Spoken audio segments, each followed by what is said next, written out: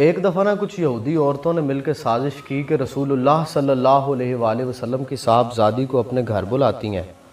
اور بلا کے پھر ان کی غربت کا مذاق اڑاتی ہیں معاذ اللہ۔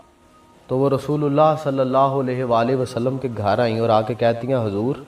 آپ اپنی بیٹی کو ہمارے گھر بھیج دیں، ہمارے گھر نا شادی ہے، تو وہاں پہ آ کے وہ آپ کے دین کی تبلیغ بھی کریں گی۔ رسول اللہ صلی اللہ علیہ وآلہ وسلم ایسی باتوں پہ بھیج دیا کرتے تھے، تو آپ نے اجازت عنایت فرمائی اور کہا کہ آپ چلی جائیں ان کے گھر۔ سیدہ کمرے میں تشریف لائیں، آپ نے جو لباس زیب تن کیا ہوا تھا وہ جگہ جگہ سے پھٹا ہوا تھا، اس پہ پیوند لگے ہوئے تھے، پرانا لباس تھا۔ اللہ رب العزت سے ہم کلام ہوتی ہیں کہ اے میرے رب تو جانتا ہے عورتوں کی نیتیں ٹھیک نہیں ہیں، بڑے برے نظریات اور خیالات کی حامل ہے۔ سیدہ کی بات ابھی مکمل نہیں ہوئی اللہ رب العزت کے ساتھ کہ رسول اللہ صلی اللہ علیہ وآلہ وسلم کمرے میں تشریف لاتے اور انہوں نے آگے پوچھا آپ نے کچھ کہا ہے؟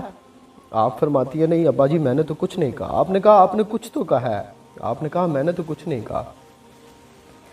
آپ نے اپنی چادر مبارک ہٹائی اور اس کے نیچے سے ایک جوڑا نکالا، فرمایا آپ نے کچھ کہا ہے تو جبرائیل جنت سے آپ کے لیے یہ جوڑا لے کے آیا ہے۔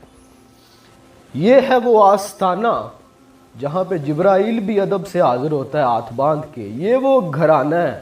جس کے جوڑے جنت سے آتے ہیں۔ They are uncomparable in this whole universe۔ جب میدان محشر ہوگا نا کسی کو کسی کی پرواہ نہیں ہوگی، لیکن جب وہاں پہ بھی سیدہ کائنات تشریف لائیں گی نا تو فرشتے بھی نظریں جھکا لیں گے اپنی، یہ مقام ہے ان کا۔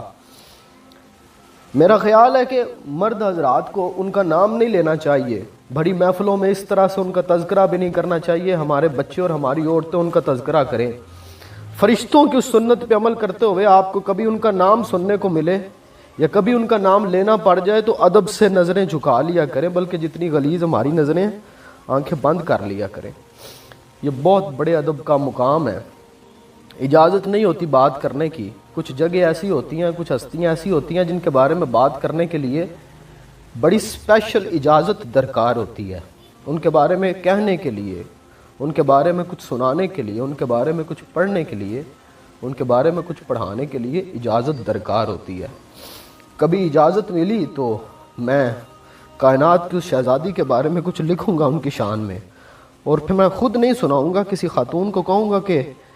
محترماؤں کی کسی محفل میں وہ سیدہ کائنات کی خدمت اقدس میں یہ نذرانہ پیش کریں۔ اس سال عاشوراء کے دن ہماری ایک بزرگ خاتون مدینہ طیبہ میں تھی، تو میں نے انہیں کہا کہ آپ سیدہ کا روضہ مبارک ڈھونڈیں اور وہاں جا کے میرا نام لے کے سلام عرض کریں، اور اس اتنے بڑے غم پہ انہیں میری طرف سے تعزیت پیش کریں، اور انہیں کہیے گا کہ آپ نے جو جوان مرد بیٹے اسلام کو دیے ہیں انہوں نے قیامت تک کے لیے اسلام کا علم بلند کر دیا ہے۔ سیدہ کی شان میں بہت زیادہ بات نہیں کی جا سکتی، اجازت نہیں ہے، لیکن ایک جملہ میں ضرور کہوں گا، یہ وہ کائنات کی واحد محترم خاتون ہے